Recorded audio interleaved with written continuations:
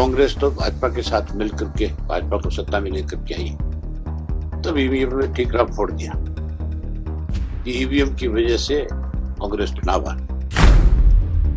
इसने हिमाचल में कैसे मान लिया ईवीएम ठीक है, वहां पे भी नहीं मानना चाहिए था। फिर लोकसभा में कैसे मान लिया ईवीएम ठीक है। गठबंधन चुनाव लड़ता तो भाजपा सत्ता में नहीं आती, तो फिर हरियाणा में इंडिया गठबंधन क्यों नहीं आया? यहाँ पे भी आना चाहिए था। इसका मतलब हुड्डा हुड्डा का बेटा दोनों नहीं चाहते थे कि कांग्रेस यहाँ सत्ता में आ जाए। विशेष रूप से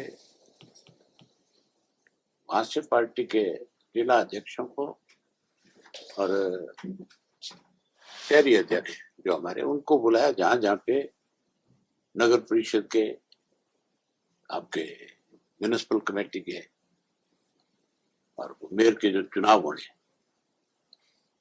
कि वहां पे हमें चुनाव सिंबल पे लड़ना है या फिर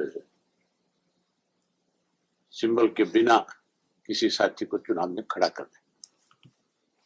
इसके ऊपर आपस में बैठ करके आज हमने अपना विचार विमर्श किया है और उसमें यही तय हुआ है कि अगले 2 दिन के अंदर वो अपने यहाँ से कौन कौन कैंडिडेट होंगे चुनाव लड़ने वाले, उनसे बातचीत करके वो हमें अवगत करा देंगे और जहाँ जरूरी होगा सिंबल पे लड़ना, वहां जरूर सिंबल पे लड़ेंगे। और कोई ऐसी जगह भी आ सकती है कि जहाँ हमारी विचारधारा का व्यक्ति हो जो हमारे से समर्थन लेकर के चुनाव लड़ना चाहता हो, वो अपने आप को समर्थित उम्मीदवार के रूप में खड़ा करेगा तो हम उसकी सपोर्ट भी करेंगे। ये हमने आज इस पर फैसला लिया है। दूसरा एक और फैसला जो हमने किया है कि हमारे पार्टी के सीनियर जो साथी हैं उनको हमने 4-4 जिले दिए हैं, जो जिलों में जाकर के इंडियन नेशनल लोकदल पार्टी के जितने भी पुराने साथी हैं, चाहे वो चौधरी देवीलाल के वक्त के हैं, चाहे चौटाला साहब के साथ रहे हैं, जो किसी वजह से आज निष्क्रिय है, उन सब से संपर्क करेंगे, उन सब से बातचीत करेंगे, उनसे मिलेंगे और उसके बाद फिर हम अपनी पार्टी का नए सिरे से संगठन बनाने का काम करेंगे।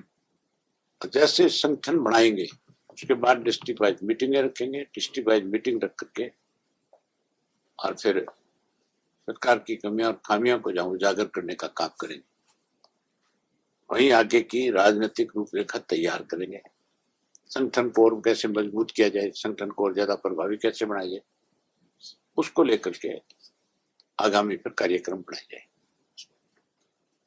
सर, कांग्रेस जो वो ये कह रही है कि हम चुनाव नगर निगम का पार्टी के सिंबल पर लड़ेंगे और उसमें पार्षद के सिंबल पर लड़ेंगे। नगर परिषद में वो कह रहे हैं सर अब प्रधान पर केवल सिंबल पर लड़ेंगे, पालिका में वो सिंबल पर नहीं जा रहे। तो दोनों क्या मेयर का चुनाव और दोनों के चुनाव में ये राय ले रही है सर कार्यकर्ताओं से कि दोनों जगह का, दोनों तीनों जगह पे, जहाँ काउंसिल है वहां पे भी, जहाँ म्यूनिसिपलिटी है वहां पे भी, जहाँ मेयर के चुनाव होने वहां पे।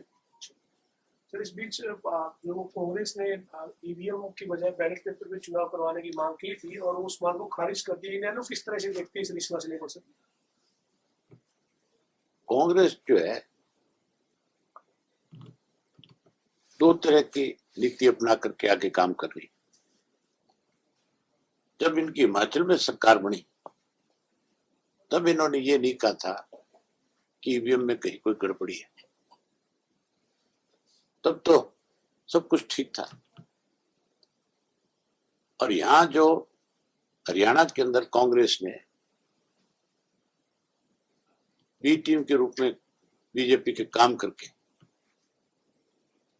जहां बीजेपी की सरकार बनाई और लोगों की तरफ से जो कांग्रेस के नेताओं को इस बात के लेकर के कोसना शुरू किया कि कांग्रेस तो भाजपा के साथ मिलकर के भाजपा को सत्ता में लेकर के आई, तब ईवीएम ने ठीकरा फोड़ दिया कि ईवीएम की वजह से कांग्रेस चुनाव हारी।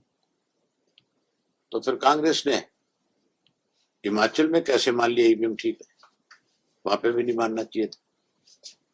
फिर लोकसभा में कैसे मान लिया ईवीएम ठीक है, तब भी नहीं मानना चाहिए था।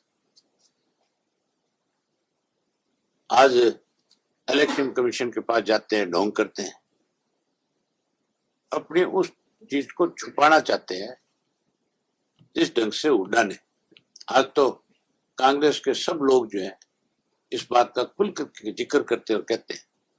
आज तो सोशल मीडिया पे, इलेक्ट्रॉनिक मीडिया पे, प्रिंट मीडिया में खबरें देते हैं कि सबके लिए जिम्मेवार अगर कोई है तो वो भूपेंद्र सिंह हुड्डा है। दीपेंद्र का एक बयान आया परसों के अखबार में पढ़ा, उसने यमुनानगर से बयान दिया था और कहा था कि दिल्ली में जो आप पार्टी आ रही है, अगर वो इंडिया गठबंधन के साथ चुनाव लड़ती तो भाजपा सत्ता में नहीं आती। मतलब खुद इस बात को वो स्वीकार करता है कि अगर इंडिया गठबंधन चुनाव लड़ता तो भाजपा सत्ता में नहीं आती। तो फिर हरियाणा में इंडिया गठबंधन क्यों नहीं आया? यहाँ पे भी आना चाहिए था। इसका मतलब हुड्डा का बेटा दोनों नहीं चाहते थे कि कांग्रेस यहाँ सत्ता में आ जाए। मतलब सीधा सीधा है कि ये खुद इस बात को स्वीकार करते हैं कि हम तो खुद नहीं चाहते कि कांग्रेस आगे बढ़े, इसीलिए आज कांग्रेस का भट्टा बैठे। आने वाले समय में कांग्रेस रीजनल पार्टी बनकर के रह जाएगी, ऐसी हालत रहेगी। सर एक और बात, हमसे जुड़े रहने के लिए हमारे YouTube चैनल को सब्सक्राइब करें और नई वीडियो की नोटिफिकेशन के लिए बेल आइकॉन को दबाएं। अगर आप ये वीडियो Facebook पर देख रहे हैं तो लाइक जरूर करें और ज्यादा से ज्यादा शेयर करें। धन्यवाद।